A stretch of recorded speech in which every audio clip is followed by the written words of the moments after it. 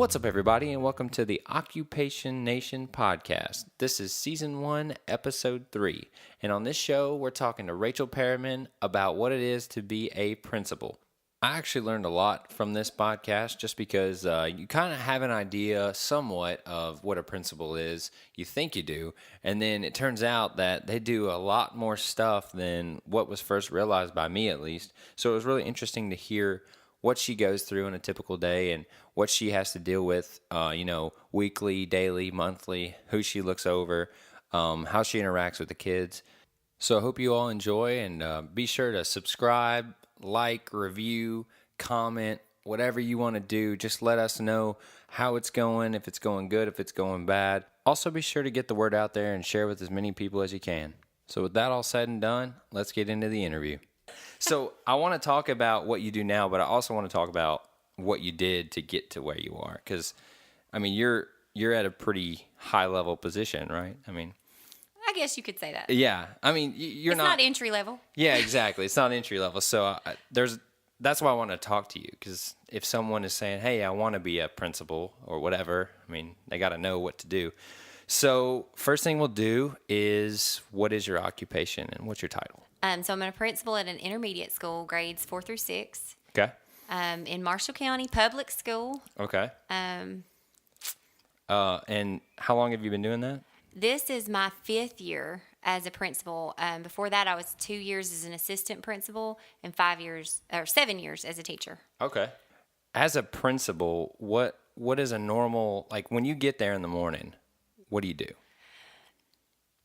First thing, in any job in education, there is no normal day. Okay. That's fair. That's fair. Because you have no idea what you're going to do. What I try to do is get on my computer and check my emails, and then go and check on the kids who are waiting for class to start. At any given time, there could be an emergency. There could be a parent phone call. There could be a number of things happen that deter you for what you think you're going to do that day. So how do you give yourself things you have to do in a day, and you're like, all right, these are what I kind of need to do, but then you just got to roll with whatever happens? You got to prioritize. Oh, okay. Time management is really important. Otherwise, you'll be spinning your wheels. Yeah. So you're the person that people come to when they have a problem, right? Yes. Normally? Normally. So you're interacting with parents, you're interacting with kids. Are you the disciplinary, I delegate that to my assistant principal. Okay. I thought that's kind of how it worked, but I didn't know if it was different. There's no defined role. Some principals feel like they're stronger in the area of discipline, and so they take the discipline, and the assistant principal is the instructional leader. I love curriculum assessment instruction, so I try to take on those tasks, and my assistant principal's really good with discipline. So okay. Well, that's how good we split it up. Yeah, that's good that you have that split there. Is teaching something you always wanted to do? Did you know you wanted to do that? I played teacher when I got home from school every day. And what is it about, like back then, what did you like about it? Did you like the idea of being able to teach kids or work with kids? Or I think back then I just admired my teachers. Okay, that's fair. And I wanted to be like them. That's fair. Did you go to West Hills and all that? Was that all that? I did. I went to West Hills, and it was the best school because there was just a sense of fun. Mm-hmm. My principal and my assistant principal, it was John David Pierce and Sherry Park. And they gave you an atmosphere of fun, and you felt loved, and it was a happy place. And I wanted to keep that. It makes a huge difference. Yeah. It makes a huge difference. Yeah, because I know, just based off different principles, it can just feel dreadful. You're like, oh, man. Yeah. And especially when they get on the, intercom, you're like, oh, man, this person. But then, like you said, if it's fun, if you're having a good time, if they're involved, that's when it's the best. They learn better when they're happy. I was about to say, it makes school better in general. You're more connected. Yeah, exactly. At the beginning of your career, what did you have to do to get started? Like, did you go to college? Yes. Okay. Where'd you go to school? I went to Tennessee Tech for my bachelor's. Nice. So that's where I got my bachelor's in elementary education. So I was certified to teach grades K through 6. Now I think the certification is 1 through 5. They've changed that. Okay. So what are some of the classes you had to take when you were there? A lot of educational foundations, child psychology, Ooh, that was a long time ago. So, I mean, the normal, like, maths and Englishes and things. The but general classes, Right. biology, things that everybody takes for the first 2 years. So after those first 2 years, that's when you got into the Educational actual classes. You're focusing in. I got you. So how long did you have to do the student teaching and things like that? When I went, I had to do student teaching for a semester. I think they've changed that now. There's a student teaching for a semester, but they've added in a lot of practicums where Okay. instead of sitting in a college classroom, you're sitting in an elementary classroom, or if you're a high school major, you'd be sitting in a high school setting. Okay. So they're trying to push the teacher candidates out of the college classrooms and into the real classrooms so they can get an idea of what it's like more. I mean, that's pretty cool that they have that. Yeah. I know Tech as a engineering school. How'd Yep. you end up there? Did you just like the school, or I liked that it was small. I know Lewisburg sounds big coming from Chapel Hill, but Lewisburg's small. yeah. And it really intimidated me to go to Murfreesboro. The parking, and Knoxville was just a whole nother issue. Yeah, that's a whole nother level. I was really intimidated. So Tennessee Tech's really small. It only had like 3,000 kids when I went, and it had a really good program. So you like Tech? Loved it. Yeah, I almost went there. I went to UAH, but Tech was neck and neck, and I really like Cookeville. I just like that area up Yes. there. It's a good spot. It's sort of a small town too. Yeah, it's got that feel to it. That's why I liked it. So how much did it take? What's a normal going to Tech, like a 4-year degree? What's that going for now? Do you know off the top? Well, I know what I'm paying for my child to go to college right now. I would say for a whole 4-year degree, $40,000. Oh, okay. But there's, of course, so many scholarships out there. Yeah, so that's what I wanted to lead into is that helped me a lot. I mean, we didn't have much money, so scholarships are clutch. And there's so many out there. Yeah. I mean, there are like millions that Yes. you could do, and they're so specific.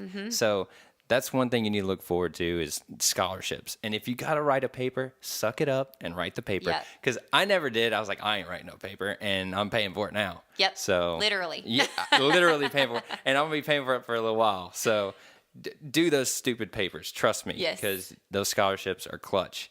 And so did you do it in 4 years? I actually did mine in 2.5. But All right. well, all right. what happened was my parents told me that they would pay for 4 years of school. Mm-hmm. Bottom line. Okay. So I said, I'm going to have my master's in 4 years if we're going to be like Hey, that. There you go. So 4 years, that's what I got. Let's do it. So they kind of had to eat their words, but they had to pay for my master's because I did the intercessions and the summer classes. I was about to ask you, so how many hours did you do in a semester there? I started out my freshman year taking 18, and I ended up they would only allow me to take 18 my freshman okay. year, first semester. I think the second semester, they allowed me to take overload, so I took about 25 from then on out. Oh my Yeah. goodness. But I had no job. My parents told me that I could be a full-time student, so I took Yeah. advantage of it. So I was lazy. I was a full-time student, and I only took 16. And I thought I was freaking grinding. I don't know that I'm recommending for people to do that. Yeah, but it's possible. It is possible. That you are the only person I know that have taken that many. That's impressive. Well, I mean, and again, it was kind of like a scholarship. I was motivated. Yeah, it really. Trust me. Like I said, I'm paying for it now. So looking back, if that was me, I'd be the same way. Yeah. I was on a ticking time bomb. I So had you 4 years. knew you had to get your master's. That was your end game for that. I knew that I wanted to teach, Mm-hmm. and I never thought that I would end up in administration. But I knew with teaching, I wanted to have my master's because teachers are paid on a step scale. So you're paid more if you have your master's as a teacher I than gotcha. you are if you only have a So bachelor's. you knew from the get you I needed knew that. I was going to get it. Why, compared to your undergraduate, what is the master's? How does that compare? Like, are you going to classes? Did you do it I online? did a lot online. Okay. I did.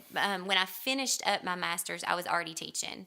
So I couldn't drive to Murfreesboro. I got my master's at MTSU. Okay.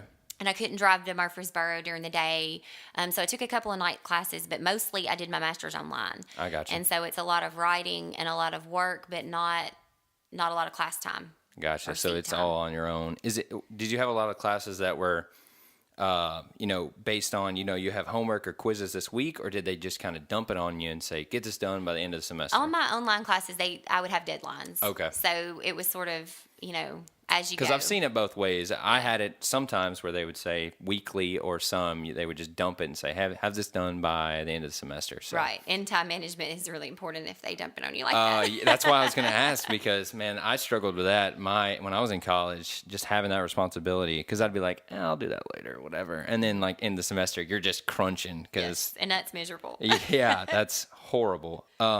So with your job, when you started out, where did you start out at? When you came out of college, you went where? When I came out of college, I went straight into a classroom. Okay. 6th grade classroom. Absolutely loved it. It's still my favorite job that I've ever done Really? is teach. Where was that at? It was at West Hills. And Oh, I'm okay. actually the principal of West Hills now. Okay, wow. All right. So 6th grade, you were teaching, and then what was your next step after that? After teaching, I actually ended up in administration by accident. I love curriculum and instruction. So there was an opening for elementary supervisor. So it was a curriculum position in Gotcha. charge of elementary curriculum.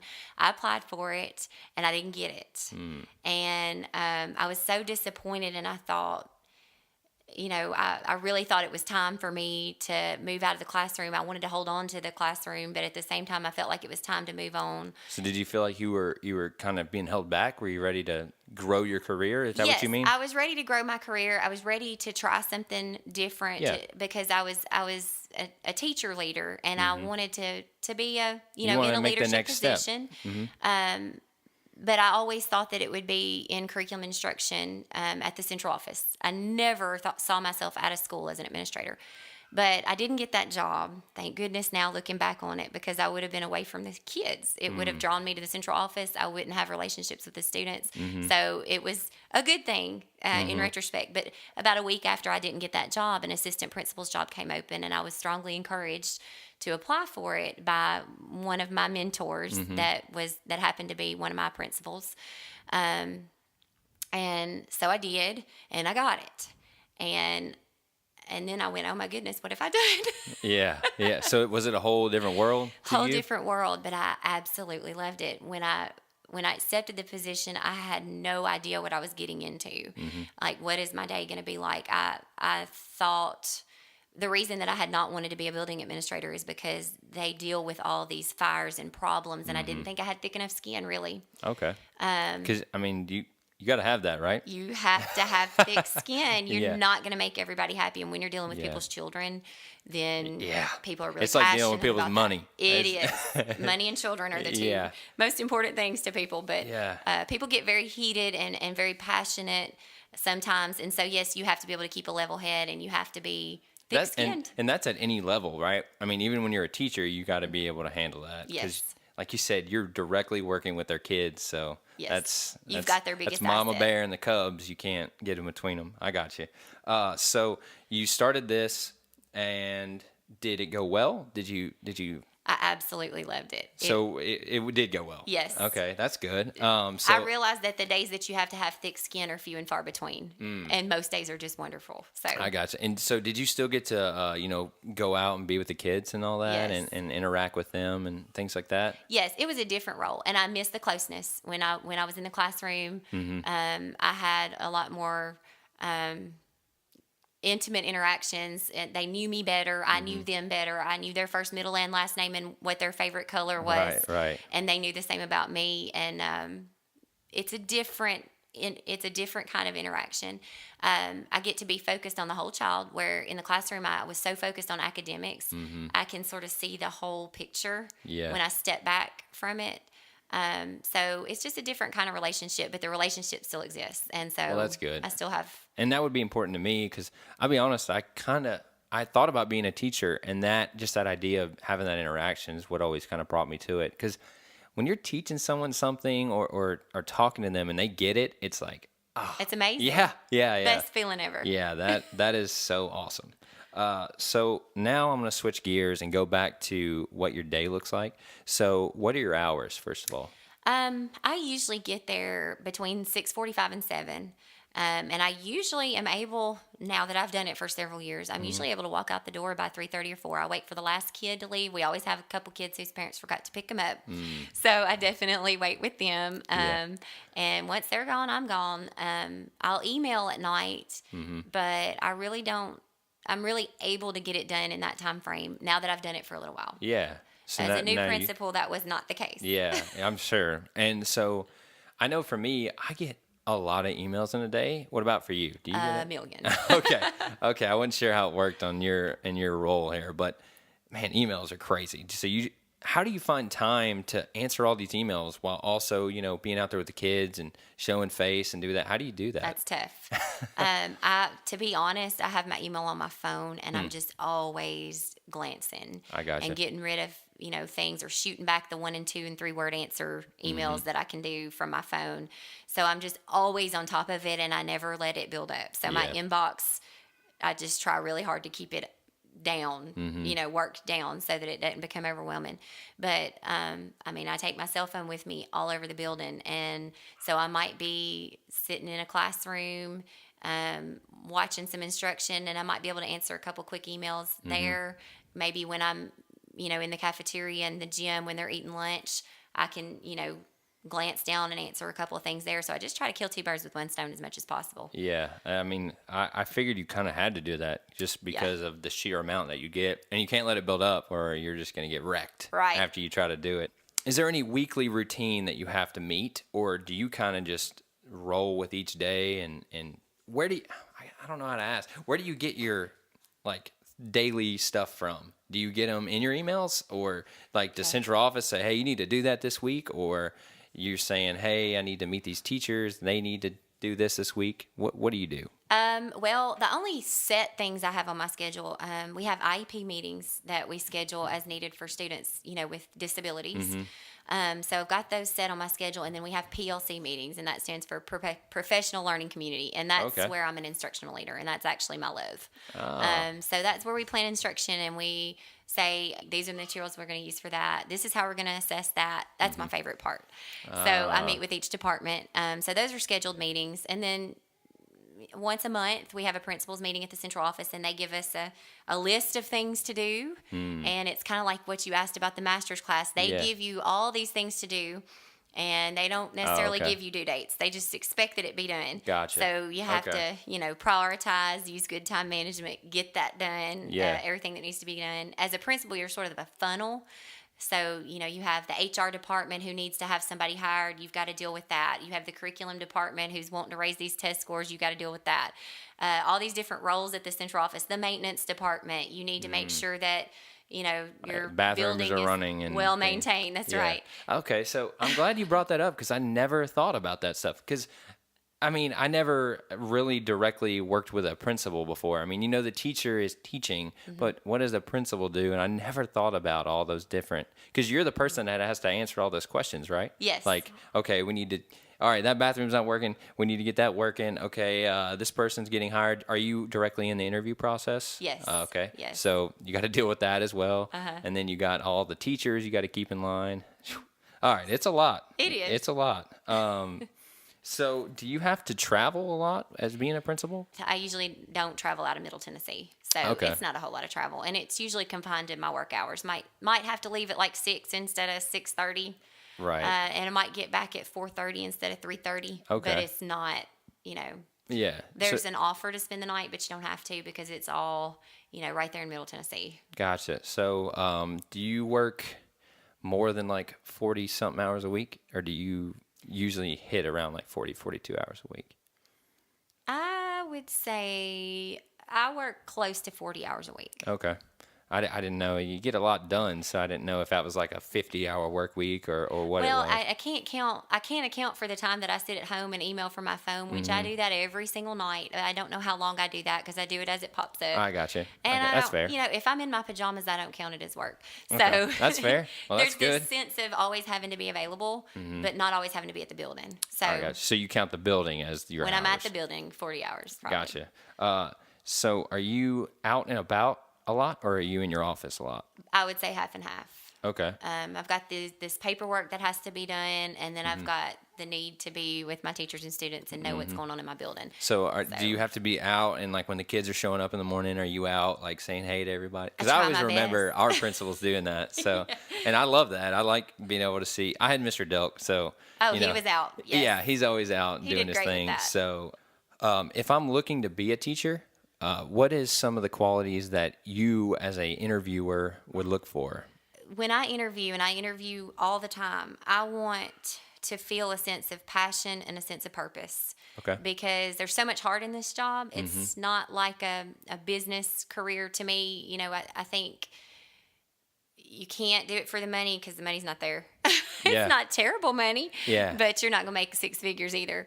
You almost have to have, and to be able to stay positive and deal with the issues that you have to deal with. We see some really sad things and some really disturbing things and some really wonderful things, but you got to have a heart for it. You got to have a passion. You got to have a purpose. So look for that. You know, first and foremost, is this somebody that truly cares about what they're going to do? Because do you feel like that's super important in a role? Like that is the most important thing, is you have to have passion about it? I think so. And then the ability to work with a team, to use your passion to channel through to the students. You got to have teamwork and communication skills so that you can get your purpose done. I gotcha. So those are three biggies. Yeah, I mean, that makes total sense, though, because if you're working with kids, and like you said, I know teachers are, there's like this stigma of you don't make a lot of money, but you can. I mean, There's some perks. I was about to say, it's not all about money. I know you guys have amazing benefits. I hear that. Yeah. So that alone, you know, maybe it's not an income, but it basically is, because Right. I always loved the idea of being able to, you know, be with kids every week and learn or teach them and watch them learn. So do you think that is really rewarding in that job? Do you think that's probably the most rewarding thing? Absolutely. So you can look forward to that? And as a teacher, I got to see them grow academically a whole lot. But when you step back from it and you watch them for 3 years, Like grow up? you watch them grow up. And So they they- come to you and they're 9, and then they leave you and they're about to be teenagers. Yeah. So yeah, I could see you that. get to see social development as well as academic development. That's the best That's part. like a long game type deal. Yes. Yeah, that's cool. What are some of the best parts of it? Besides, you know, the rewards you get with the kids, there's a really nice schedule involved. You are never scheduled to work on a Saturday or a Sunday. That's awesome. I mean, very rare. Maybe there's a PTO event, but very rare. Very rare. You know, you get fall break, you get spring break, you Yeah. get a summer break. Yeah, You know, I Christmas don't get as break. many as a principal, but I mean, there's a lot of people who envy my schedule. I know I work an 11-month schedule. Teachers work a 10. But still, I mean, can't Yeah. beat it with a family. That's huge. I mean, that is huge right there, because I know with my job, I could work anytime. So that helps a lot if you have kids. So what are some of the downsides? Like, what are some of the things you're like, man, if you're going into this, be careful of this, or look for Okay. this. Yes, know what you want to do, because when you get a business degree, you can do a million things. When you get a teaching degree, you can teach. So know that's So what have a you game want plan to do. Like, Yes, no, you're being a teacher. yes. No, that's what you want. If I'm looking to get a teaching degree or a teaching job, I'm just out of college, where do I go to find information for that? So every district has a central office. Sometimes it's called the Board of Education, and every single one of them has an HR director, human resources. And get the application in. You'll get called for interviews. A lot of times it's a good idea if you're going to school to be a teacher and you do want to have a job, if you can be an assistant, if you can be a substitute, you can get your foot in the door before Yeah. you start interviewing for a teaching position. That's really good to you know, be a familiar face. The principals can watch you work with children, and they know how you are, and that's really helpful in getting a job. I guess that's it. You'll get your call from the interview. That's the path, huh? That's the You path. you just go on there. So do you go online for that, or do you have to actually go there? I think all counties now have it online, Okay. or you can do it by paper. Okay. When should I start applying for these jobs? Like if I'm in college, when should I start applying? When you're student teaching. Okay, that's the timeline on that. All right, because I always wondered that. I know for me, it was hard to figure that out, so I just started early as possible. But I know some people that don't do it until they graduate. And I'm like, Right. that's scary. Yeah. I want to roll into this. I didn't do these 4 years for nothing. Yeah, you want to So- get your name out there when you're student teaching Okay. for sure, because their jobs come available. They're few and far between. You know, there's this benefit called tenure Yeah. that I didn't mention. Yeah. Because it's job security, and that's a wonderful thing. Yeah. How does that work? I want to get into that for a second. I don't know how it works. Well, in 2000, I can't remember exactly the year, but roughly 10 years ago, the tenure law was changed. I'm the old tenure. You have to do one of 5 really bad things. To like insubordination, you have to show really, really bad character, participate in illegal things. There's 5 different things, and they're all things that most people would not do. You have to do one of those things to get fired. Oh, I gotcha. So now under the new tenure, the other thing that is added is that if your test scores are terrible, years and years in a row, you can lose tenure.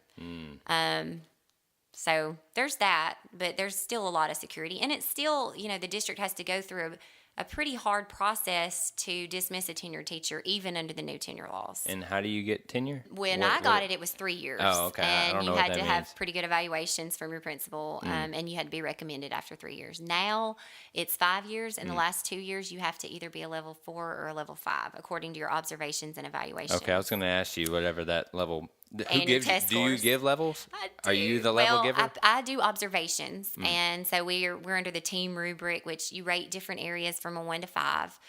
So my observations count half of a teacher's assigned level, and then the other part is from test scores. So they are super important. Test scores are important. Yeah, Much more important than when I started. I gotcha. And that can be a drawback for a lot of people. Because then teachers start really focusing and worrying crazy amounts about the test scores, I guess. It is a stress factor. Yeah, I could see that. When you started, was it a different kind of landscape than it is now? Yes. Was it a lot more?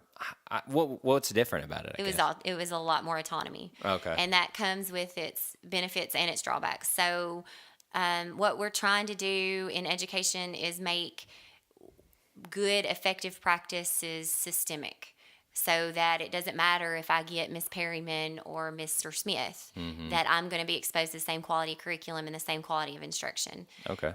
So back in the day when I taught, it was very, very teacher-led, and you got to kind of pick what you did. And it might have been good, and it might have been bad, and you might have sat behind your desk and not done a whole lot, or you might have been, busting it and really making good gains with kids. But we've had a lot of increased accountability with the test scores, and that comes with a price, because it is a stress factor. Right. But at the same time, it gives the teachers a solid curriculum goal to strive for. I know what the kids need to learn. This is what I need to be doing in my classroom to make that happen. So I would say that, curriculum is much more aligned, where when you're in the 4th grade, no matter who you get, you're learning this. And instruction is more systemic as far as its quality. Has that been hard trying to get older teachers to work that way? I have the best staff in the world, and I really mean that. Yeah. Well, that's good, because I could see that being a problem. They want to be good. There's this thing with teachers. You go into it because you're passionate. I've talked about that. And they want to help kids, and so they want to be good. And so if you tell them things that will make them good, they will embrace them for the most part. Yeah. You got your outliers. but Right. That's good that you don't have to worry about that, because that's just another thing that you have to worry about. I have been met with nothing but positivity with my teachers. I've been blessed. That's good. So how does your vacation and PTO work?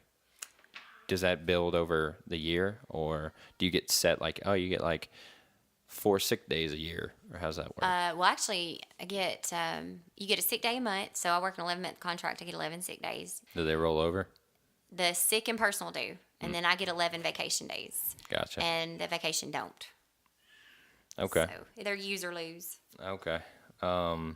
What do you think people saw in you to tell you, hey, you should get into a leadership position? Well, I've always been bossy. Okay. Hey, that's an important role, I think. I'm a little bit A-type. I would say that as a teacher, I was organized. When I was in the classroom, I was a young teacher, and I think I was hesitant to be bossy to my older peers. But I think I built some really good relationships with them. They were really sweet, nice people. They bragged on me to my principal. They probably made me look good. Yeah. Hey. But I think it was teamwork too. I enjoyed being with my peers. I was a team player. And then I think I loved the curriculum. I could talk curriculum. I could talk data. And I think that impressed some people. I wasn't the best teacher in the world, but I loved it, and I tried my very best every day. So I gave it 100%. And that's all you can ask for. Right. You're either going to be good or you're going to be And bad. my kids learned. They Yeah. learned. There were things now that if I went back in the classroom, I've been able in this role to watch teachers, and I'm like, oh my goodness, if I ever went back to the classroom, I'd be so much better because I would do this and this and this, and it's all things I've gotten to see. So I would never claim to be, the best teacher in the world, because there is no best teacher in the world. You're always growing. You're always getting new ideas. You're always getting better. But I think, what maybe made people encourage me to apply for a leadership position was just the fact, that teamwork, communication, and just knowledge. And that knowledge was just based on my love for it. I was digging in it. I was nerdy about it.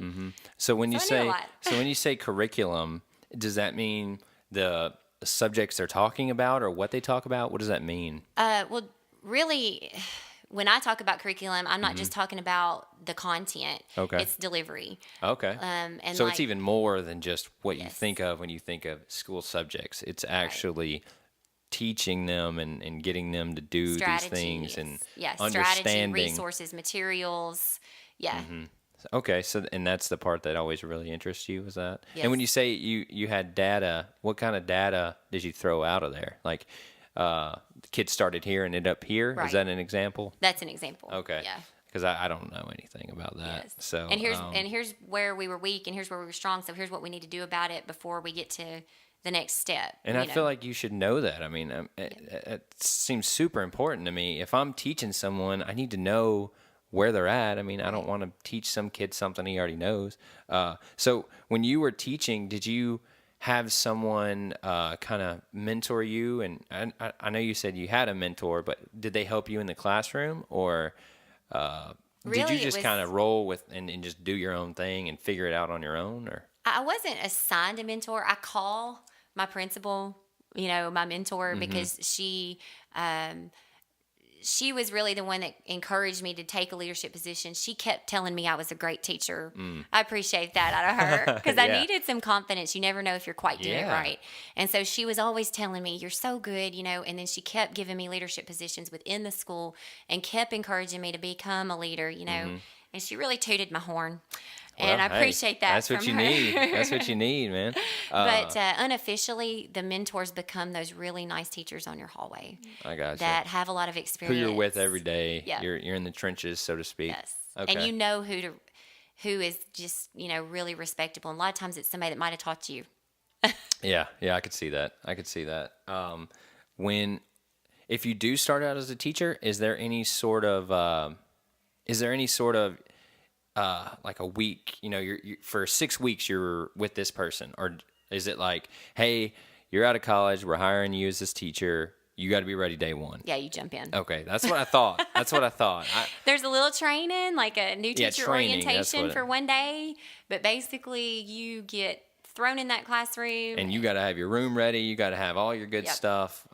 That's And what people do is the teachers on your hall, just every single time they flock around you and they go, you're going to need to do this and you're going to need to do okay. that, because it's just the way teachers are. yeah. Well, I mean, that's helpful. Of course, that's how Yes. teachers are, like you said. And that's why we survive our first year. Yeah. Was that nerve wracking? Like your first day? Yes, Like, yes. all right, kids are here.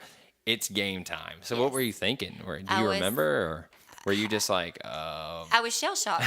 yeah, I bet. I mean, when I the was kids just are there thinking, and I they're, hope I don't mess these kids up. and they're all looking at you like, all right, teacher, and you're like, so here on the board, yeah. You make a lot of mistakes, and so your training is learning from your mistakes. Mm. So your training is never thinking that you're perfect, always learning from your mistakes, and fixing those mistakes. You really have to do a lot of reflection. So you're Yeah. self-training Yeah. through reflection, and that's totally so important. So what about as being a principal?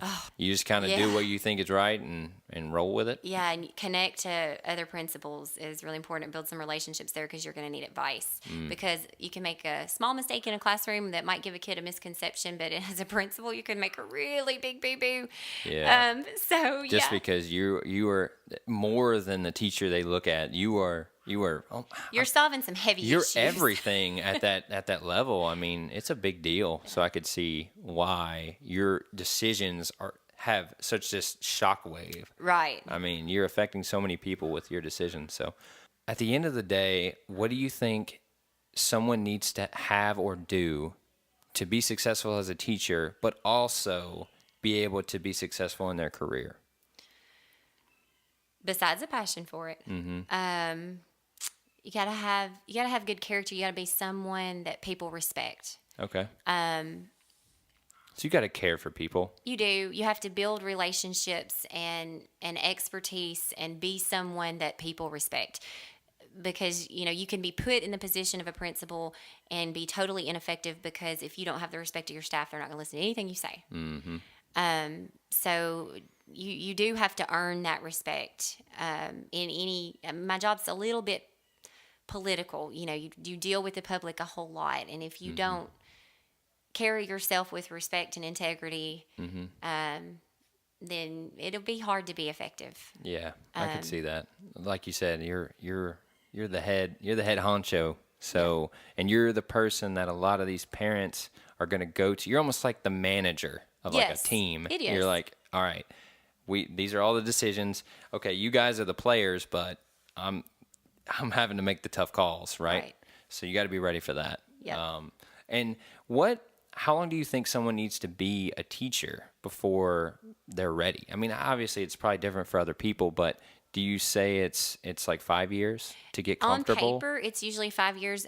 So districts get to make their own decisions about the minimum that they put on the job posting. Okay. So our district a lot of times has a minimum of 5 years on the job posting.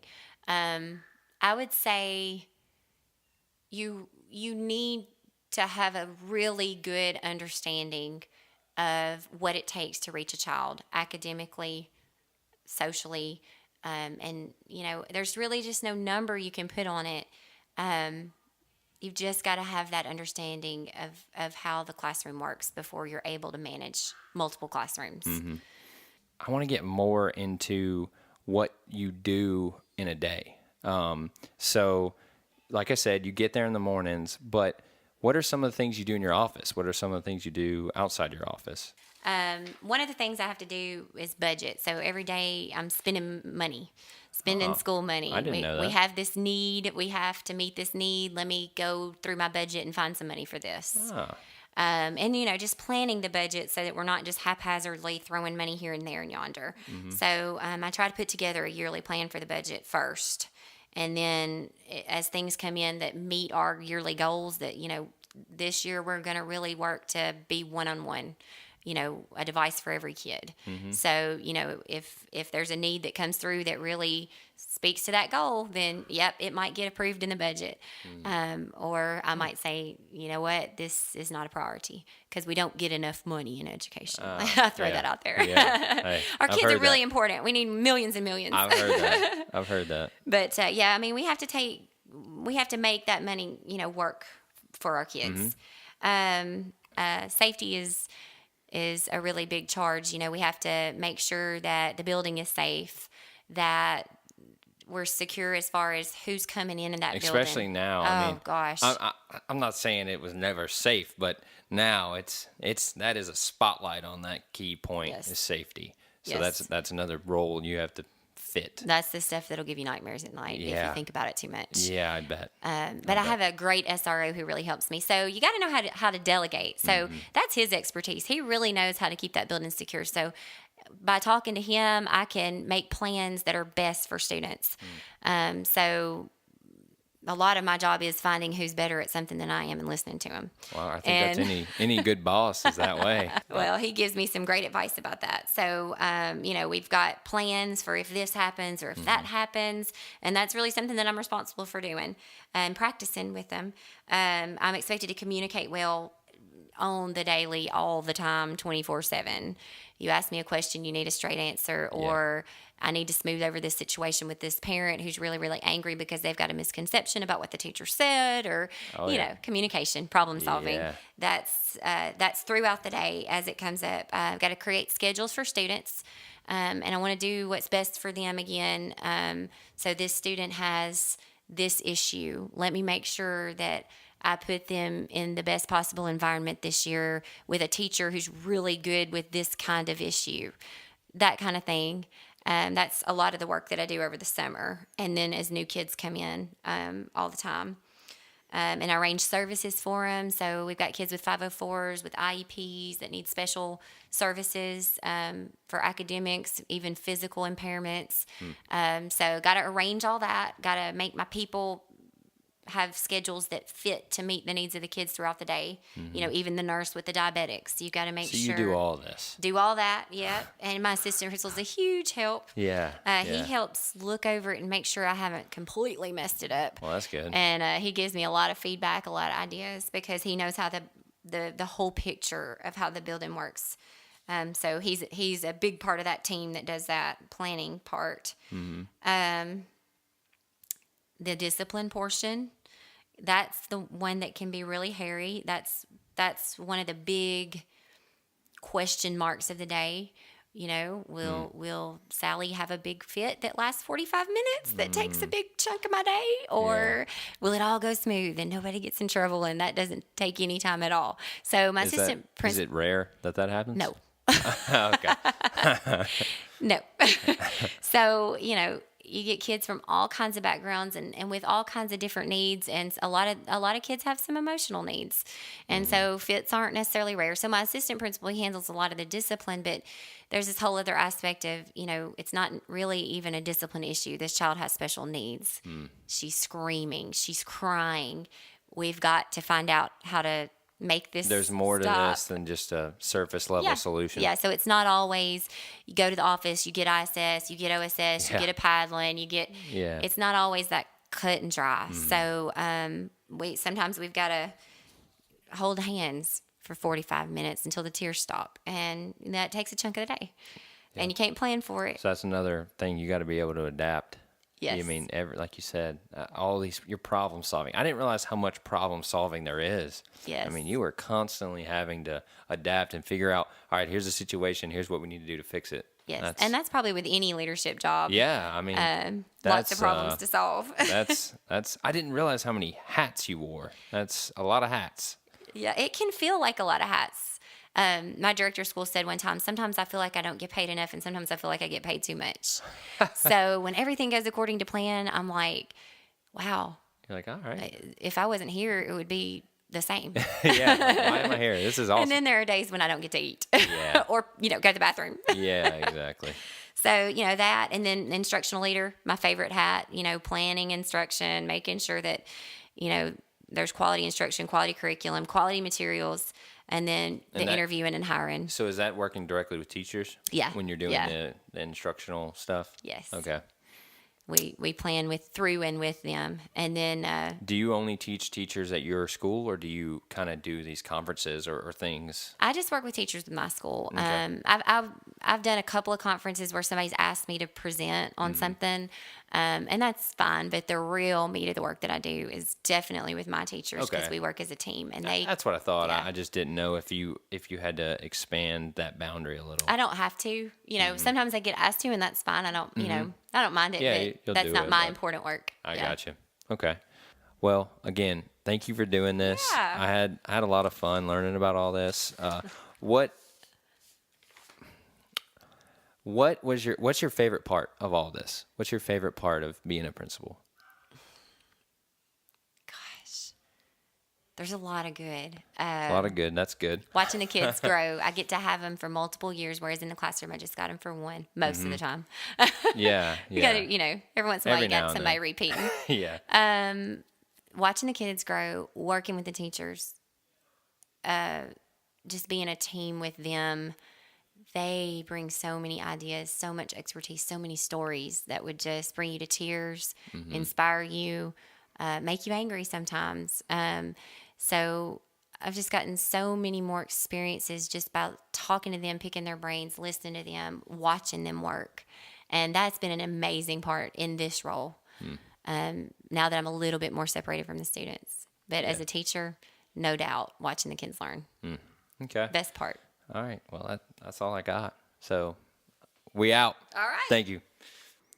And that'll do it. I had a lot of fun talking to Rachel. I didn't know much going in, and you have an idea of a principal, and it was nice to hear her actual day in the life is like and what all she has to deal with and how she got to where she is. If you guys liked what you heard, or if you think maybe being a teacher and working your way of being a principal sounds like a good path to you, be sure to email me and I can get you in touch with whoever you need to talk to, whoever you might want to talk to find out more, or get you one-on-one with someone and try to get you as much help as you can. You can email me at occupationpodcast@gmail.com. Again, that's occupationpodcast@gmail.com. You can also follow us on, Facebook, Twitter, Instagram. You can let us know there as well at O Nation Podcast. That's what it is on all those social medias. So thank you guys for listening. Subscribe, review, all that good stuff. We need to hear your feedback. I want to know how this is going.